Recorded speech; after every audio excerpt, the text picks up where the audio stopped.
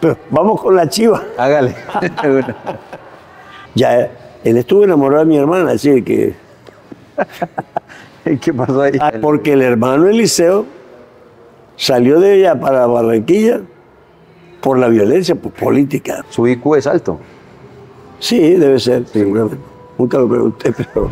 Hola a todos, un saludo muy especial para ustedes. Bienvenidos a Camino al Cielo.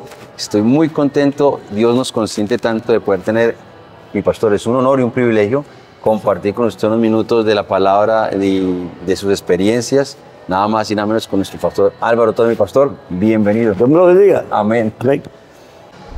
Y eso no es muy común en las personas. Hay personas que no, como que no les fluye mucho la conversación, en su caso sí. Bueno, yo ya tengo 60 años conversando. Hasta que me quede mudo. Ah, bueno, sí, señor. Y mire que algo que me pasó, porque, pues, con mucho respeto, ¿no?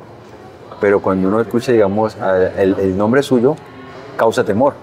Sí. Sí, me imagino que alguien se lo ha dicho, ¿cierto? Entonces, Imagínate si no. entonces, claro. En un día que estábamos ordenando el consistorio completo, fue la primera vez que nos dividimos en grupos para poder alcanzar, porque ya era tarde y nos quedaba mucha gente. Entonces, tuvimos 3 grupos de consistorio, 3 treintas de los 9. Y hay un hermano que se llamaba Murillo, ya murió. Decía, me va a tocar mi hermano. Y preciso, pa. Bueno, y le tocó el turno, estamos hablando, como a los 5 minutos me dice, oiga, ¿le puedo decir algo? Claro, hijo. Dice, no es tan fiero el león como lo pinta. No, totalmente. A uno le da sus nervios, pero mire que, y lo mismo pasa, digamos, me pasó con el hermano Rubén Tavares. Ya. Uno lo ve tan fuerte, no sé, hermano. Ah, no, con ese menos. Ese se charlas facilito. También, oiga, y aparte de eso, sáqueme una curiosidad, hermano. Cuando usted comenzó el ministerio, ¿usted ya existía ese nombre, Consistorio de Ancianos? No, Y, junta directiva. Junta directiva. ¿Y de dónde salió esa El hermano Zúñiga le puso ese nombre. hermano Domingo Zúñiga? Como yo creo que la palabra consistorio era el grupo de ancianos que todavía existe. Los católicos tienen consistorio. Ah, y sí. algunas sí. La Iglesia Católica también maneja Sí, ese... para algunos estamentos tiene consistorio. Es que además consistorio es lo que significa. Eso fue lo que él explicó. Es que somos los directivos de una directiva religiosa, que es consistorio. Bueno, se quedó consistorio. Lo que no, él también nos puso obispos. Pero esa palabra sí me ha pegado. No. Bueno, ahí entran los títulos. Porque tiene una connotación muy católica. No es que sea incorrecta. Si es que uno dice obispo, ya suena católico, muy demasiado. Cambio consistorio no está conocido. Pero católico, pero obispo sí. Entonces nosotros nos dicen obispo en las cartas. En las cartas sí. Sí, a veces ponen obispo tal, obispo presidente. Bueno, sí, y cómo hace uno, digamos, porque sí he escuchado, está el título pastor, uno consigue el de reverendo, el de... No, pero sí lo he escuchado, ¿no? Sí, pero es que no sé cosa. Nosotros ojalá que no lleguemos a eso. Nosotros no hemos sido así nunca. Y últimamente con los congresos y eso, los muchachos que salieron de la universidad quieren hacer los congresos como los hacen afuera. Entonces el doctor tal le dan todo el historial del señor. Es doctor en no sé qué, se graduó de no sé cuándo. Nosotros no acostumbramos a eso y ojalá que nos salgamos de ese tren. Porque eso no... Yo cuando fui joven me hice un propósito, no tendré más títulos. Y no quise tener más. Bueno, yo se le pregunté a mi pastor, y perdóname si soy muy confianzudo, ¿usted estudió algo secularmente? Porque es que usted habla mucho. Yo estudié en el buen sentido de la teología. palabra. Yo estudié teología. Pero he sido un hombre que en la juventud sobre todo me comía los libros. Pero me interesaba. Y entonces, a ver, usted es psicólogo. No. ¿Pero qué es la psicología? No soy psicólogo porque no fui a la universidad, pero ¿qué es la psicología? El conocimiento del hombre. Y después de 60 años no conozco al hombre. Claro que sí. Mi pastor, una pregunta que tengo para hacerle, y no puedo evitar hacerla, por la forma en la que usted habla, ¿usted también estudió de pronto autodidácticamente medicina? Lo que pasa es que a mí me ha interesado mucho muchas cosas. Cuando yo estaba por ahí, primero de bachillerato, Sí, me gustó mucho la biología.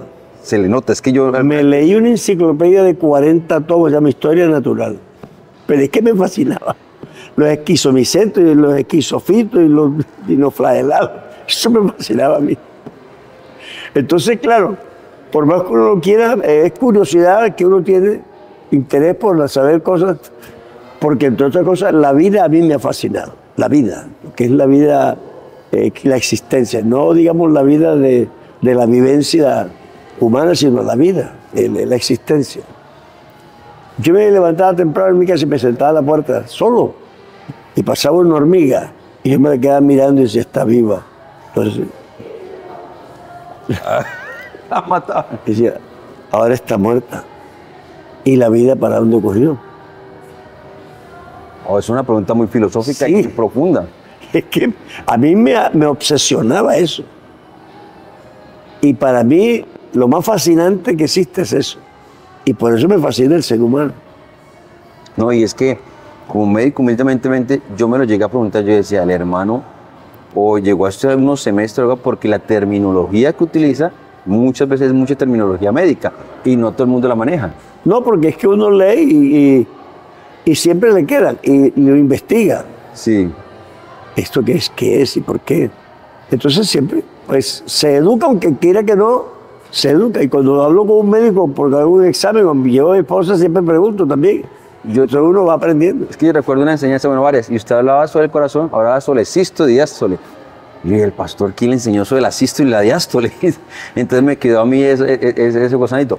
Por ejemplo, digamos, también logro notar muchas terminologías filosóficas. Entonces, También me fascinó la filosofía. Es que yo iba a estudiar psicología o filosofía. Y ya me habían matriculado a mí aquí en la Universidad de Guayaquil. Porque yo iba de pastor a la central de Guayaquil, iba a estudiar y me matricularon Ecuador. en Ecuador. Entonces Dios me dijo, no, usted va para el Canadá a estudiar teología. Así que me quedé inscrito ahí. Pero ¿cómo resulta un viaje para el Canadá? Bueno, no debía decírtelo porque son secretos que quiero contar. Pero vamos con la chiva. Hágale. No, lo que pasa es que cuando yo, en esa transición que estaba contando del bachillerato, que me vi como tan mal, y entregué la iglesia que administraba, se la entregué al hermano Jorge Blanco, Con 200... más o menos. Entonces él se fue a unas vacaciones al Canadá, porque a Estados Unidos, por eso es que pidió ayuda. Entonces el hermano Larsen me dijo, bueno, usted que fue el que entregó esa iglesia, es la persona más indicada, vaya y la atiende. Yo sí, como no, yo tengo tiempo. Entonces fui allá. Él estuvo como un mes y medio por ahí y regresó, yo entregué la iglesia otra vez. Y arranqué con mis papeles que ya había empezado de Guayaquil. Ah, por eso fue que empezó Ya yo había empezado eso. Cuando él llegó, yo empecé a continuar esos papeles. Entonces el hermano Larsen me llamó. Y me dijo, ¿usted conoce a alguien que digo, no, no conozco a nadie. Y le escribió a alguien, no. Pero es que aquí hay una carta del hermano Stairs y dice específicamente que si el hermano Álvaro Torres quiere venir a estudiar por la fe, que es bienvenido. ¿El hermano quién? Stairs era el director de misiones. Ahí en el Canadá. El que manejó la iglesia aquí en Colombia, que siempre dirigió al balance. Bueno, Winty Stairs. ¿Y usted se conoció un poquito con él? No, nada. De hecho, aquí entre nos, yo era antiamericano. Ah, ¿verdad? Yo no buscaba a los americanos para hablar de nada. No me gustaba esa gente. Entonces, Dios me dio el teléfono, allá que quiero que vaya. ¿Qué edad tenía? 20. Muy joven, 20 años. Sí, tenía 20 años. Entonces, cerré lo de Ecuador, tuve que cambiar el tiquete y perdí el 25%. Y compré el tiquete al Canadá. Así me fui yo al Canadá. A estudiar O sea, teología. que ahí sí podemos decir que eso fue parte de Dios, porque Sí, es que hasta el día de hoy no droga explicar eso. no sé quién le habló al hermano y nunca le pregunté. No sé quién era más serio de mí. ¿Cuánto tiempo duró en el Canadá? 2 años.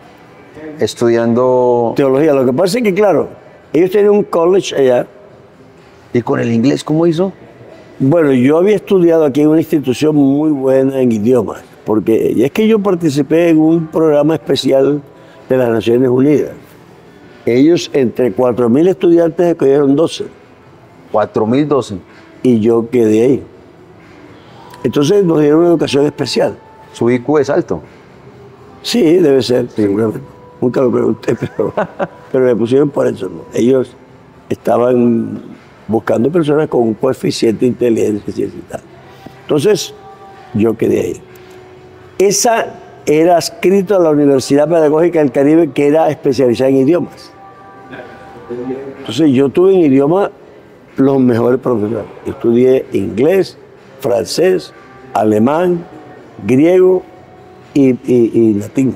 ¿Todos los idiomas los estudió?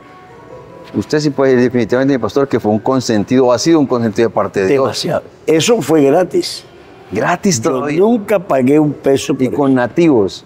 No, no solamente nativos, eran de Barranquilla los más prestigiosos que había.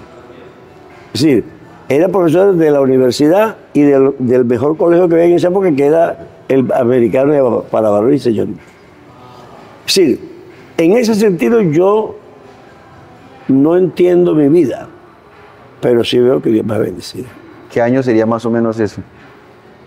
Eso fue en los años 59, 60. La guerra estaba fuerte en Colombia para ahí. 59, por ahí. Estaba comenzando la guerra fuerte en Colombia para ese entonces. Yo me crié en la pura violencia, pero claro, en la costa fue muy pacífico. En esa época la costa no participó. Es que quienes se metían a la costa fueron los paramilitares, pero ya eso es más reciente. Ok, sí. En la época de la violencia política la costa no participó. Eso fue aquí por el Rima, por el Huila. No tanto, es más, por aquí tampoco hubo tanta violencia en esa época. No, me imagino que no, tuvo que. No, eso ya fue con guerrilla y paramilitares, pero la guerra política fue más Tolima, el Huila, parte de Antioquia, pero no mucho, pero sobre todo fue Tolima y Huila, fueron los más fuertes de eso. Bueno, o sea, Bueno, Santanderes también. los Santanderes, ¿cierto? Sí. Aparece incluso en la. Porque el hermano Eliseo salió de allá para Barranquilla por la violencia política. A él lo iban a matar por soplón. ¿Verdad? Porque un grupo lo obligó a llevar notas. ¿Y qué va a hacer una persona en un caso de eso? Entonces, ¿Y ya estaba en la iglesia, hermano? no, él conoció el Evangelio en Barranquilla, en la Central. ¿Qué edad tendría el hermano más o menos? Porque ustedes son como contemporáneos, ¿no? No. ¿No? Yo era cristiano y él no, pero yo era un niño y él era un mayor. Yo tenía 13, 14 y él tenía como 27, 26 por ahí. Yo estaba seguro que el hermano Eliseo había llegado mucho más joven al evangelio. No. Él trabajaba en una tienda de abasto, de una tienda de barrio. Es que los santandereanos en Barranquilla eran los dueños de las tiendas. Y la hermana Conchita Acevedo era dueña de la tienda en que él trabajaba. Es que él salió y no, sin nada. Él llegó allá a lo que hubiera, hermana, dio trabajo en su tienda. Fue cuando él se convirtió en Señor. Ya, él estuvo enamorado de mi hermana, es decir, que ¿Qué pasó ahí? allá iba a la casa, no, mi hermana muy jovencita. Ah, ya, estaba muy pequeño. Sí, ella, fueron amigos hasta que se murió. Sí, hermano Eliseo fue amigo de mi hermana bastante, sí.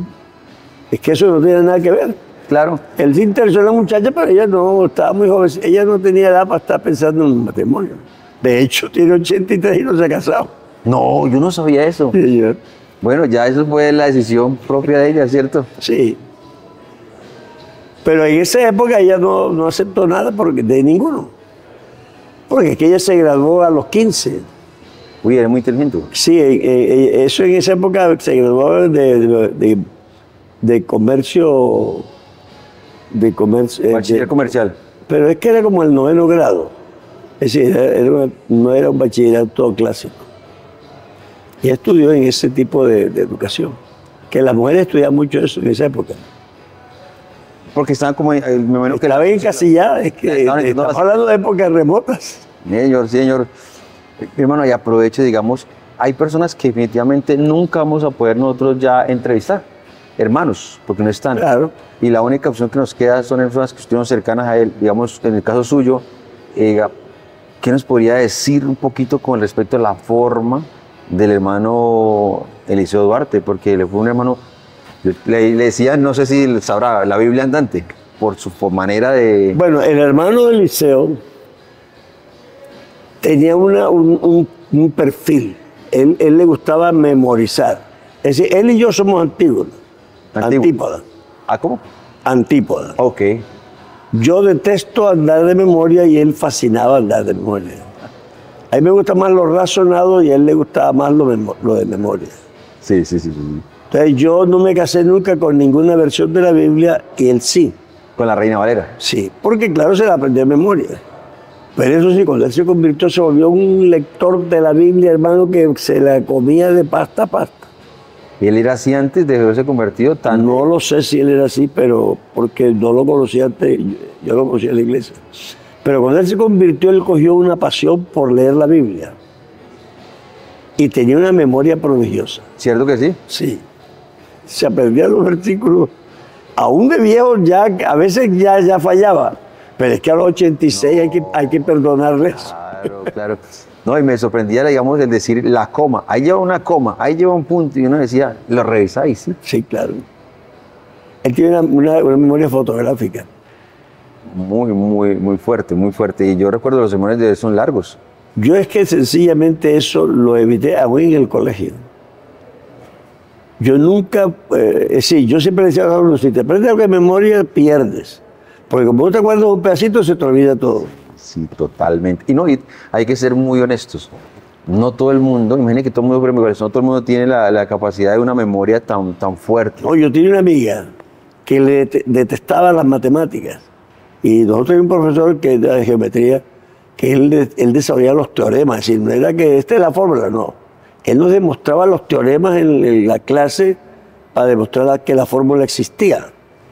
La construía ahí. Ella no le entendía la mitad, pero se aprendía los teoremas de memoria. Alvarito, ahí va un menos, pero va un menos, te lo aseguro, y preciso. Aunque ella no supiera por qué iba menos ahí. Y salía adelante por eso. No, claro. Bueno, ella no iba a estudiar matemáticas, de todo modo estudió otra cosa. Ya murió hace poquito. Para mí esa noche no la puedo olvidar. Y si la recuerdo, no puedo evitar lo que me está pasando. Es decir, la vivo. Fue una cosa espectacular. En mi casa no se olvidan de esos 9 meses. Así de fuerte. Si te recuerdas Alvarito, Alvarito. ¿Y qué te cuentas? Los 9 meses y los otros 8 años. Los 10 años ni se acuerdan. Porque vivió normal. Muchacho, incómodo, inquieto, pues, de subirme a los árboles y cosas, pero no, jamás. Pero ¿por qué te gozas en un culto? ¿Tú crees que te lo están brindando a ti? Si que te quiere gozarse con el Señor que tú le estás brindando el culto. Entonces yo creo que sí se ha distorsionado gravemente. ¿Verdad? Otro que no podemos entrevistar, y solamente de pronto muy personas muy cercanas, de pronto nos pueden dar algo, el hermano Domingo Zúñiga. Él sí estudió medicina. No, él fue médico. Él estudió como 3 semestres de medicina o 4, pero se quedó medio ciego. Él quedó como ciego. Leía mucho. Él dice de la universidad. Tú dices, no, él tiene un problema de la vista. Ah, ya. Él después lo ayudaron y tiene unos lentes que a usted les parecía una cosa rara. Eran gruesos así y en el centro una bolita. Es una cosa tremenda para leer. Él se quitaba la gafa y quedaba ciego. Entonces él tuvo que salirse de la universidad por eso. Por eso no siguió estudiando medicina. No. Pero no era cuando esto no era cristiano. Él fue bautista. ¿Ah, sí? De una iglesia llamada Cristo Rey. ¿Y cómo llega el hermano entonces a la Pentecostal? Por una revelación. Ah, que sí, revelación. Y fotográfica. ¿Cómo? Ellos tuvieron una visión Vayan a Barranquilla, le mostró la iglesia, el templo, y le mostró la cara del hermano Larsen. ¿Verdad? Eran como 4, y algunos de Socarrás, Cristo de los Pinos, Rúa y Zúñiga, 5. ¿Qué edad tendrían ellos? O sea, usted aquí Yo me los acuerdo, conoció. también yo ya era cristiano cuando ellos llegaron, pero ellos ya eran mayores. A Zúñiga dijo que estaba en la universidad, así. Yo era un niño. Tenía como, en esa época yo tenía como 10 años, 9 años. Por ahí. Bueno, eso me lleva a una pregunta que de pronto sale un poquito del tema, pero necesito preguntársela. ¿A qué edad se bautizó? Yo a los 12 años. A los 12 años se bautizó. ¿Pidió el bautismo? Claro. No lo digamos, lo dijeron, ¿no? ¿Por qué no se bautiza? Allí en mi casa. Mi casa es una casa de gente independiente, pero de verdad independiente. Yo no recuerdo nunca que mi mamá ha dicho, ¿por qué no va y ora? Me enseñó a orar desde que era chiquito, a su manera. Pero ella no me controlaba a mí la vida de si iba a la iglesia o si oraba. ¿A usted lo bautizó el misionero? No, le tocaba bautizarme y me bautizó el hermano Jorge Blanco, que era el compastor. No lo puedo creer. Yo estaba convencido que hacía el hermano. Vean, nos bautizó a Celestino, a Eduardo, a Lucho Fontalvo, a Hernán Silguero y a mí. Y los 5 fuimos pastores. Y sirvieron al Señor. Todas, hasta la muerte. Silguero ya se murió, Eduardo ya se murió y Celestino está ahí fiel. Y Lucho también se murió. Lucho llegó a ser cuñado mío y se casó con mi otra hermana. Y el hermano Blanco fue el que los bautizó. Los bautizó. ¿Recuerdas ese día? Sí. En la mañana, en la tarde, fue en un río. No, en el culto y el bautismo. No, en la iglesia siempre tuvo bautisterio, la central de Barranquilla. Lo digo porque cuando uno lee la historia de la iglesia, Sí, eran ríos. El hermano Larsen al principio bautizó en los ríos. Pero la iglesia central se construyó rápidamente en el 43. Y él llegó ahí como en el 41, por ahí. Así que fue poco el tiempo que no hubo iglesia. Sí, porque lo digo, digamos, el bautismo uno no se lo olvida. Eso Sí, creo que es lo más, la fiesta para uno personal más solemne. Bueno, a mí lo que yo más recuerdo es la noche que me convertí. El día que se convirtió. Vean, para mí esa noche no la puedo olvidar. Y si la recuerdo, no puedo evitar lo que me está pasando. Es decir, la vivo. Fue una cosa espectacular. Me gustaría que nos la recordara, mi pastor. Eso es larguísimo. O la resume. ¿Qué edad tenía? ¿11 años? ¿12 años? Yo tenía 12. Tenía 12 en ese mes. Eso fue como en agosto, por ahí. Yo me bauticé en septiembre.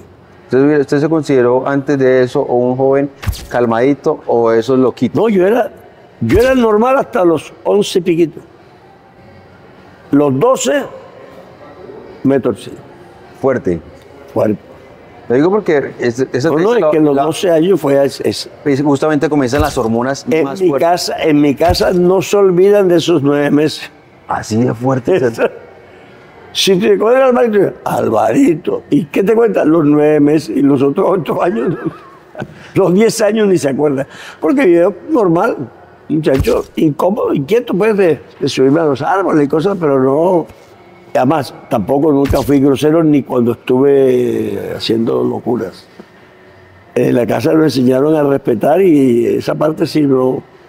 Que una vecina dijera que iba a faltar el respeto, no. Ni mi mamá tampoco.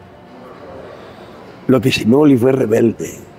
Sí, rebelde que no, decía no y no, no, aunque me maten. Era de palabra y todavía lo es.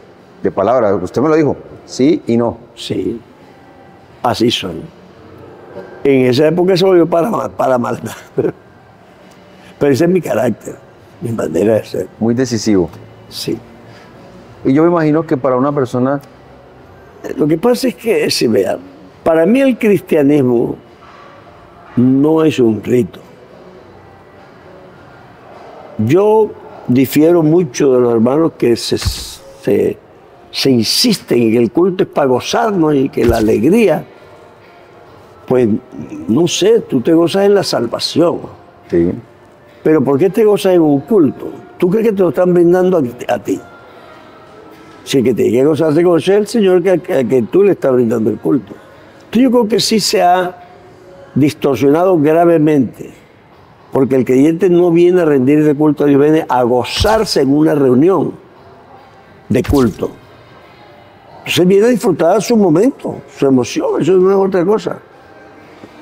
Eso me parece que es una distorsión. Puede pasar que en algún momento uno, de pronto sin querer, se deje confundir muchas veces por la emoción. No, es que eso nos ha pasado y nos está pasando. Es decir, eso es fácil que pase. Porque lo que pasó en la carta a los Corintios sobre los dones espirituales fue eso. Por las emociones tan alborotadas. Sí, que Pablo tuvo que poner en orden los dones, porque los dones tienen una porción grande de emoción. El profeta del Antiguo Testamento no tenía Biblia. No existía la Biblia. Oye. Entonces él era el oráculo de Dios. Lo que él decía era palabra de Dios hablada. Entonces los hermanos quieren que eso sea así en el Nuevo, y así no es. El último profeta de esa clase fue Juan. De ahí delante la palabra está escrita y no hay nadie que venga a hacer ese tipo de profecías. Es difícil para los apóstoles porque, digamos, de cierta manera los pastores que están ahorita mismo, todos los hermanos después de los apóstoles que predican en base a las epístolas. Entonces, ellos no tenían las epístolas. Ellos no tienen nada, claro. Más duro aún. Y qué miedo, ¿no? Qué miedo, porque Pablo dice palabras con la certeza y con la seguridad de que es Dios el que las está diciendo. Claro. Qué miedo, ¿no? Así debiera ser. Es decir, no ya la escritura, porque está escrita y es la revelación de Dios. Pero un hombre de Dios sí debes entender que cuando él habla, está hablando el hombre de Dios. No es el doctor ni el hermano Álvaro, es la palabra de Dios. Debiera ser eso.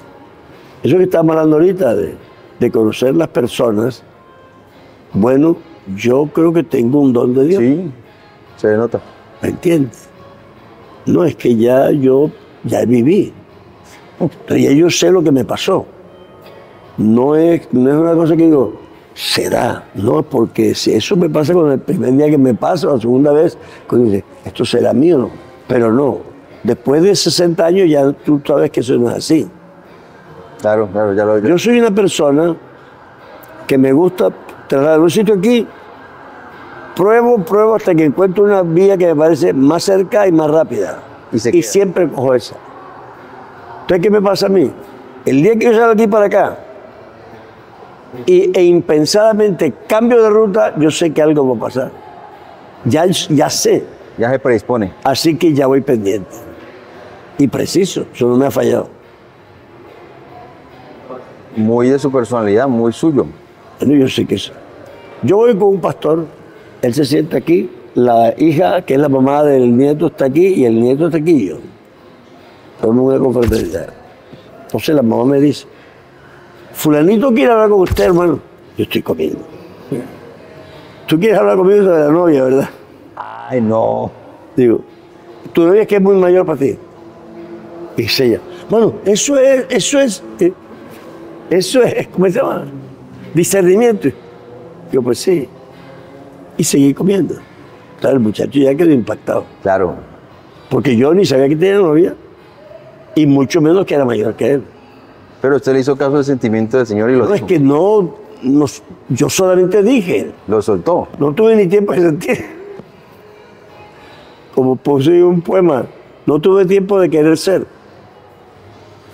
Sencillamente, eso, es decir, eso no le resuelve a él el problema, pero eso sí lo abre.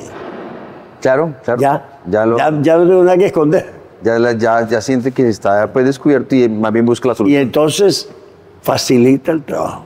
Me imagino que eso, sin entrar en ningún tema puntual, pero qué gran ayuda le tuvo que haber sido. No, en el ministerio. En el ministerio. Y sobre todo en la consejería, hermano.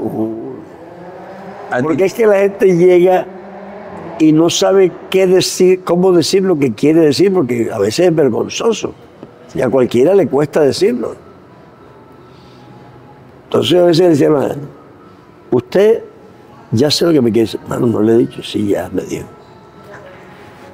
No, no, usted me va a decir esto y esto. Sí, bueno, usted cuando entró me dijo esto, sí, pero eso ya quiere decir todo eso. Y la persona como que descansa y ya no, para que tengo que, ya, eso que iba a decir, dilo ya. Eso ayuda a la persona y eso facilita el trabajo del pastor. Y creo que muchos pastores debieran entender eso. No, y yo me imagino que eso tuvo que haberle ayudado muchísimo porque de pronto puede que me equivoque por la ignorancia, pero debe ser muy diferente la consejería de la congregación, más difícil todavía la consejería o el guiar al ramillete de pastores que, Dios mío, Bueno, es fuerte. el caso es que el que necesita te busca. Sí. Entonces, al que se puede se le ayuda. En la iglesia donde yo fui pastor, sí, la gente cogía la costumbre de mi oficina. Y yo tenía a veces hasta 10 personas sentadas ahí, y yo interior y saca al otro, interior y saca al otro. Sí ejerció la consejería entonces al tope. Una vez estuve como 6 días sin salir de la oficina ni a la puerta de la casa. ¿Tanto trabajo? Porque yo estuve en un viaje largo y se acumularon las personas. No, yo estoy aquí como pastor. Mucho. Y bueno, ¿cómo hace uno? Porque hablábamos ayer, ¿se acuerda? De lo del COVID. Y en ocasiones, ¿cómo hace el pastor para recibir la consejería y no cargarse de ese problema del hermano? Bueno, eso es lo que estábamos diciendo ayer también. Sí. Que la palabra estrés en la Biblia no cabe para un ministro. Porque es que algunas cosas que las cartas dicen, no se le dicen a los pastores, las cartas están escritas a las iglesias, a los creyentes. Entonces los pastores se quieren aprovechar de escrituras que no les han dicho a ellos. Claro, claro. Tú no vas a encontrar a Pablo siendo un pastor que ore. Eso no tiene sentido. Porque ya Un líder espiritual, eso está intrínseco. no es que como un líder espiritual que no ora. No, sí. Es decir, eso no tiene sentido. Entonces, esas escrituras no están escritas para los pastores, sino para los creyentes. Ahí hay algún consejito para Timoteo, pero Timoteo se ve que era un pusilánime, Era un pastor joven. ¿no? Y tenía su debilidad. Ok. Porque Pablo no le dice recibe, sino despierta. Lo tienes. Despierta el don que está en ti. Que te fue, que te Sí, fue. que te fue dada. Entonces, es decir, y eso era un pastor joven, pero no hay tantos consejos de ese tipo para los pastores. Lo que hay es queja contra los pastores del Antiguo Testamento. Sí, fuertes. Y cuando Jesucristo dice que tuvo compasión de ellos porque eran como ovejas que no tienen pastor, no es que no tenían pastor, es que era como si no tuvieran. Es decir, el pastor no estaba fallando, no estaba haciendo lo que tenía que hacer. Sí, no estaba ejerciendo su trabajo. Es decir, el pastor es un líder espiritual. Totalmente. A él no hay que estarle diciendo que se levante temprano ni que lea la Biblia. Y ahora le sacamos más tiempo a los pastores que a los creyentes. Bueno, eso me lleva, digamos, a aprovechar este momento, este instante, porque Dios le dio la oportunidad a usted de pasar por todas las etapas posibles dentro de la congregación, dentro de la vida ministerial. Entonces, usted pasó como siendo un pastor joven. ¿Qué podría decirle usted a un pastor joven de ahorita, que van a haber muchos pastores jóvenes? Lo mismo que cualquiera, porque es que el ser pastor no es una persona, Okay. es una entidad, es una, ¿cómo diría? Es como una institución. Sí. Tú no eres pastor como hombre, tú eres un pastor como ministro. Y el ministerio es algo independiente de la persona. La persona tiene sus maneras y es posible que se le note esas maneras, pero el pastorado es un ministerio que viene de Dios. Una investidura. Sí, entonces es como si yo engastara lo que hace sobre la otra. Al pastor esto lo hace Dios. No tengo nada que decirle. Tiene que este actúe. Y lo malo es que no lo deja actuar. Oh, ¿Me entiendes? Entonces, lo que está pasando con el pastor es que se ha vuelto secular. Él, no en el mal sentido, en el buen sentido, busca la universidad, busca al consejero fulano doctor tal, busca al psicólogo tal, y cosas que él dice que son buenas, pero que no son bíblicas. Porque yo puedo tener una idea buena, pero, por ejemplo, yo digo una cosa simple. Cuando yo estaba niño, me gustaba leer las historietas de colores, de cuadros, Sí. Superman. En una historieta de Superman, porque esas historias son tan tontas como parecen. No, tiene su... Claro, alguna vez había...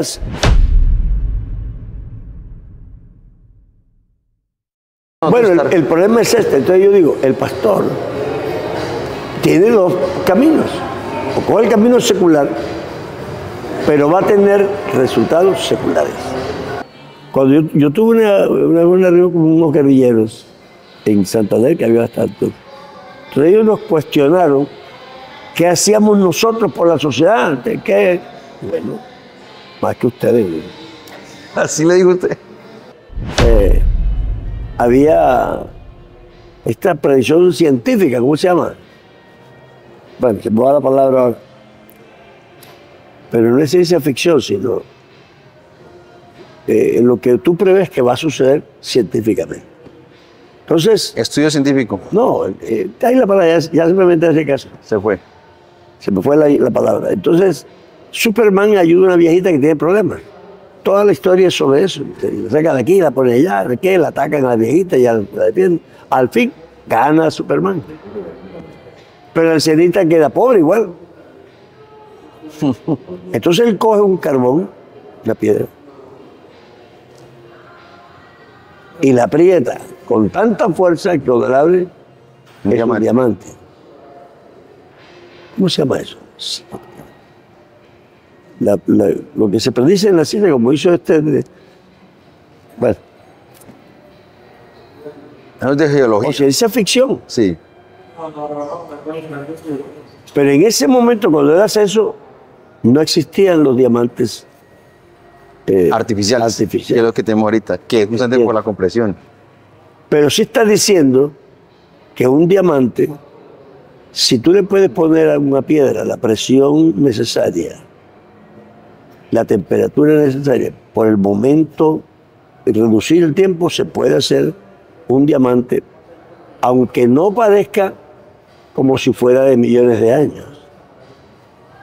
¿Entiendes? Ya existe el petróleo sacado de la basura. Ah, bueno, sí, sí. No tiene el mismo octanaje, pero si lo perfeccionan, lo puede hacer. Pero que quiere decir que no se tardó millones de años formando el petróleo. Entonces, ¿qué ha descubierto la ciencia? ¿Cómo se formaría el petróleo? ¿Cuánto tardaría si se formara como yo estoy deduciendo que se forma? Pero si Dios ahora mismo dice que hay aquí un árbol de 40 metros de ancho y ¡pum! En 5 segundos está. Ahí está. Y desaparece Dios y pasa un científico. Uy, ¿qué árbol? Y le cuenta a los circos y dice, este árbol tiene 300 años. No, 15 segundos. Está recién creado. ¿A eso le pasó a Jonás? A todo el que se pone en eso. Entonces, lo que dice la ciencia no es mentira, pero eso sí que Dios lo hizo así. Quiere decir que si se hubiera hecho como ellos deducen que se hizo, hubiera tardado millones de años. Total. Y si se pusiera, eso tardaría. Pero no puede ser que Dios lo hizo en 5 segundos. Puede ser. Yo creo que aplica ahí el versículo que dice que la mucha... Se me fue el versículo. La mucha ciencia, ¿cierto? Entorpece. ¿Por qué lo digo? Porque en ocasiones, y eso pasa mucho con la comunidad científica, queremos buscar la explicación a todo. Bueno, lo que te dije yo ayer, la razón nos ha perdido. Exacto, pues bueno. Pero entonces si uno se va a la Biblia también le dice, insondables son los juicios de Dios. Claro. No nos compete a Bueno, el problema es este. Entonces yo digo, el pastor tiene dos caminos. Coge el camino secular, pero va a tener resultados seculares. Es decir, a corto plazo, superficiales. Artificiales. Vamos a decir. Porque un psicólogo te coge y te ayuda. Pero está probado científicamente, a los americanos que les gustan mucho las estadísticas, que de todas las personas que entran en en programas de rehabilitación solo el 1%. Se rehabilita. El 1 Muy mínimo. es un fracaso. Claro. Algunos lo sacan de funcionamiento de circulación por 1 año, por 5, por 6, pero caen. Sí, no, se mejoró 10 años, parece mucho tiempo, pero 10. Vuelvo a caer otra vez. Además te dice, usted es drogadicto hasta que se muere. Te está viviendo controlando la drogadicción. Pero yo conozco un creyente que se convirtió en la drogadicción, se convirtió. Oye, bien. Entonces la mamá, que era que vino a ver, me dijo, pastor, yo estoy contenta que mi hijo venga a esta iglesia y él ha cambiado, ha mejorado. Pero tengo una preocupación. Digo, ¿cuál? Me dice que él iba a Hogares Crea y ha dejado de ir. Y me parece que le hacía bien ir cuando iba. Bueno, me pareció como hasta razonable la señora. Cuando yo me encontré con el muchacho, yo le dije, hola, ¿qué tal? ¿Cómo te está? Y dice, bien. Oye, tú no ibas a Hogares Crea. Ah, sigo. ¿Y sigues yendo? Y yo, no. ¿Y por qué no? Dice, mano, yo fui después que me convertí, fui. Y llega uno y lo primero que dice es, yo soy un drogadicto. Y yo no fui capaz de decir eso. No, yo no soy un drogadicto. Ya no lo es. Pero nadie le ha dicho eso. Sino que él no sentía que era un drogadicto. Entonces empezaron a decir todas las tentaciones que habían tenido y etcétera. Y yo no he vivido eso. Me sentía como diciéndole a Dios mentiroso. Y no volvió más. O sea que tenía mucha fe. No, es que tiene 30 años de estar en la iglesia y nunca se ha oído que ha vuelto a drogar. Nunca. Me dice, hermano, yo nunca he vuelto a tener atención ni a fumar un cigarrillo, eso, pero nunca. Entonces, esa es la diferencia de una persona que Dios le cambia el corazón y una persona que la persona la adapta en una buena vida. Una cosa es una buena conducta y otra cosa es un corazón nuevo, son dos cosas distintas. Totalmente diferente. Entonces, no os conforméis este siglo, antes transformados por la renovación de vuestro entendimiento. Entonces, es decir, el hombre de hoy se ha vuelto que cree que es más grande ser profesional en algo que ser pastor. Bueno, ahí me lleva, cuando yo tengo la oportunidad de hablar, tengo un pensamiento, usted me lo puede corregir si lo ve que estoy equivocado. A mi humilde juicio, creo que sobre la faz de la tierra, título que una persona como hombre pueda recibir, no hay mejor que el de pastor. Sí, no, pero la persona siente complejo por el conocimiento. Porque él no se da cuenta del conocimiento que él tiene. Y como el mundo a veces no lo aprecia tampoco, él no se da cuenta que él no pertenece a este mundo. Título. No está esperando que lo aprecien. Una noche me desperté y mi primera esposa estaba llorando. Y yo dije, ¿y por qué lloras? Me dijo, porque es que la gente es muy desagradecida. Fíjate, fulano tal que yo hasta le he planchado la ropa y que mira cómo me trató. Yo le dije, eso te pasa por servirle a los hombres. Ay. Servirle a Dios. Le dio su sermón. Plánchale la ropa como si fuera para Dios. No esperes que Él te... Claro, eso secularmente no suena. No. No, es que uno quiere que, hermano, si quiere que le agradezcan. No. Si te pagan, ya tienes tu paga. Si no te pagan, estás acumulando. Y Dios paga. Así que mejor que no te paguen. Oiga. Es que, Y a nosotros, hermanos, como nos gusta el esto es crecimiento. otra vida, esto es otro mundo. Esto no puede que sigamos nosotros pensando que esto es mundano con religión cristiana. No funciona. No funciona. Ahí me gusta lo que dice, entonces ahí aplica lo que dice el hermano Zacarías. Aquí todo es distinto. El himno está bien, ¿Cierto? todo es distinto. Todo es diferente. Y eso es así, sí. Mientras nosotros no hagamos esa radical diferencia, nos vamos a dejar arrastrar, porque claro, el mundo tiene teorías que además no son mentiras, Sí, claro. pero para lo que ellos lo hacen y al nivel que ellos lo hacen. Cuando yo tuve una reunión con unos guerrilleros en Santander, que había bastante, entonces ellos nos cuestionaron ¿Qué hacíamos nosotros por la sociedad? ¿Qué? Bueno, más que ustedes. Así le digo a usted. Y vean, yo les voy a mostrar cuántos rehabilitados tenemos nosotros de drogas Claro. sin gastar ni un peso de presupuesto, ni ayuda del gobierno, ni nadie. ¿Y en cuánto tiempo lo hemos conseguido? Muchos inmediatos. Lo que de verdad se convierte es inmediato. Inmediatos, sí. Le puedo mostrar cuántos hogares hemos arreglado. Le puedo mostrar cómo esos hogares son los que más progresan en el barrio. Sí, Entran señor. en la casita, arreglan el piso, los hijos van al colegio. Si usted quiere, comparemos. Creo que el pastor, le voy a decir por qué pienso yo así. Pues yo soy de los años del boom del socialismo. Cuando ganó la revolución cubana, Le tocó Camilo Torres y toda esa gente, yo soy de esa generación. donde hubo ese boom del pensamiento. Sí, y en liberal. esa época todo el mundo pensaba que el mundo todo iba a ser socialista. Entonces la ley dominó que tan va a caer el otro. Entonces, claro, yo también era un muchacho de 15, 14. También. Ese era el pensamiento de moda para el joven. Sí, ese era lo que estaba. Entonces teníamos esa tendencia de creación de sensibilidad social. No necesariamente comunista, pero sí teníamos todos, el que menos tenía esa tendencia a ayudar a la sociedad. Entonces yo ya predicaba en el bosque y me estaba creciendo la iglesia.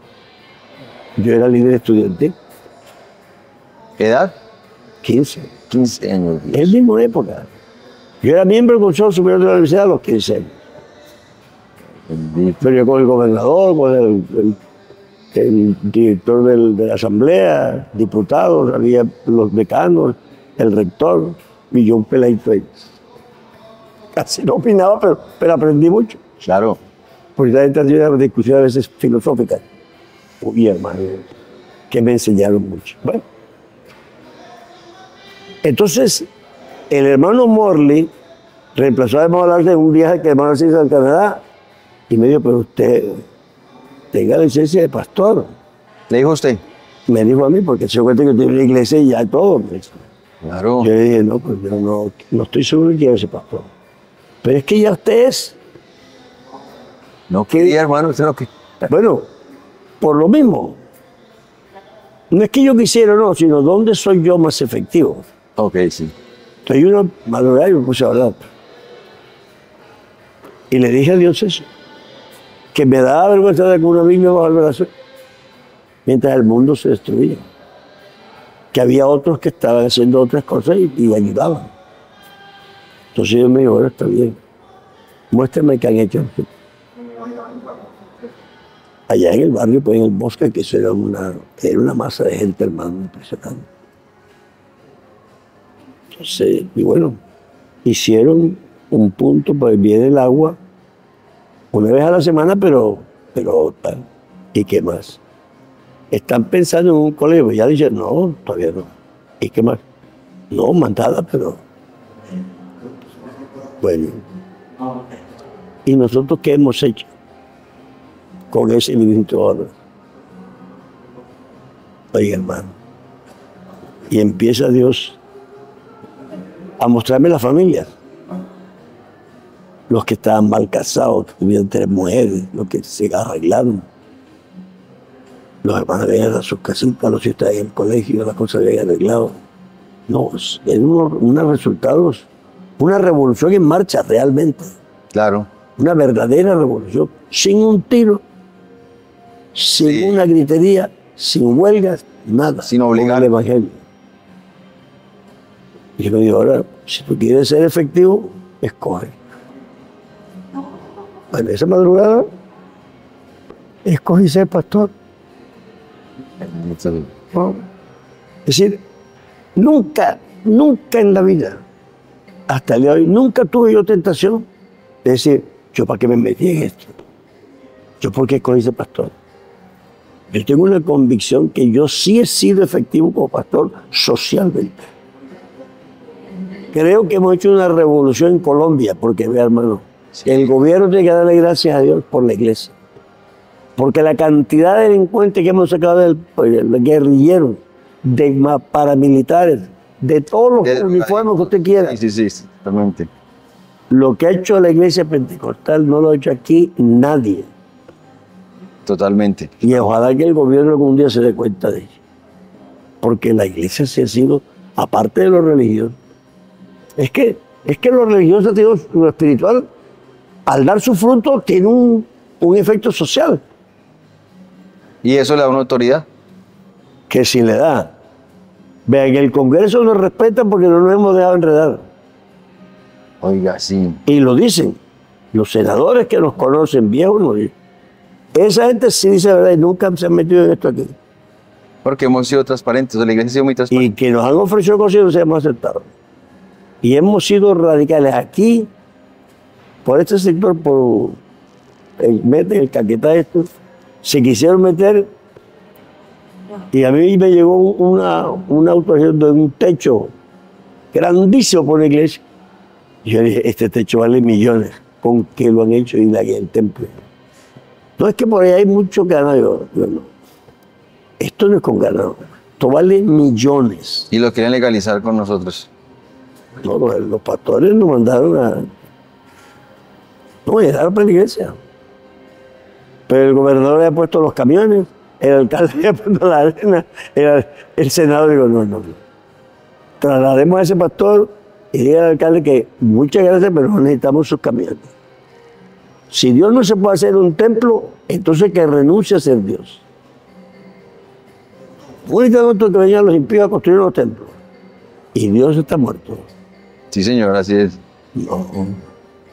La tentación puede llegar y ahorita que vengan las elecciones. Pastor, No, y que ¿qué colaboramos con 4.000 bloques? Con 50 láminas de ternera. Pues él verá. Sí, no, el pastor que nos administra le ha pasado mucho que llegan justamente las elecciones y él dice, no señor, si quiere venga a culto, ya, pero que venga a saludar, no permite eso. Es muy celoso y así debe ser, ¿no? No, es que si tú te comprometes, vea, la lástima es que el pastor se cuenta que el que tiene el poder es él, no el político. Total. Hablemos en carta blanca. Sí, señor. No hay ningún poder más fuerte en el mundo que el religioso, no hay ninguno. Y todos los gobiernos del mundo y las políticas del mundo saben eso. Aún el comunismo no pudo acabar con el poder religioso. No. Y el comunismo está en contra de eso. No, es que y no ha podido, no podrá. Pero mire que qué curioso. Eso sí me parece porque uno lo alcanza a mirar cuando usted estudia, cuando usted mira, digamos, la forma de actuar de la parte cubana, de los otros. El comunismo no quiere la parte de la iglesia, pero sí se inclina mucho hacia los ritos y todo, Claro, de santería y todo eso. Entonces, Porque ellos creen en la cultura.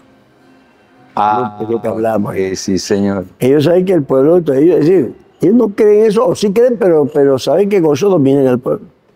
La religión verdadera enseña a pensar. Y tú no puedes esclavizar a un pueblo que piensa con verdad. Que tiene conocimiento. Eso es posible. Bueno, mis hermanos, Dios los bendiga. Estamos, mejor dicho, uno podía hablar hablando con el hermano muchísimo, pero, mi pastor, si me puedes despedir, decir a los hermanos o a los... No, gracias por la paciencia. Dios los bendiga. Un abrazo. Dios le bendiga. A ver. Mi pastor, muchísimas gracias. Dios los bendiga. A ver. Yo cuando digo un pastor que dice, hermano, yo a veces he pasado por momentos difíciles, queriendo tirar todo ahí, yo venga de pegar por la cabeza. Ay, yo soy pastor por convicción y si me mata, que me mate, que voy a querer. ¿A quién me voy a dedicar? Si es que Dios quiere que sea... ¿Cierto? Ahí es victoria. Ya.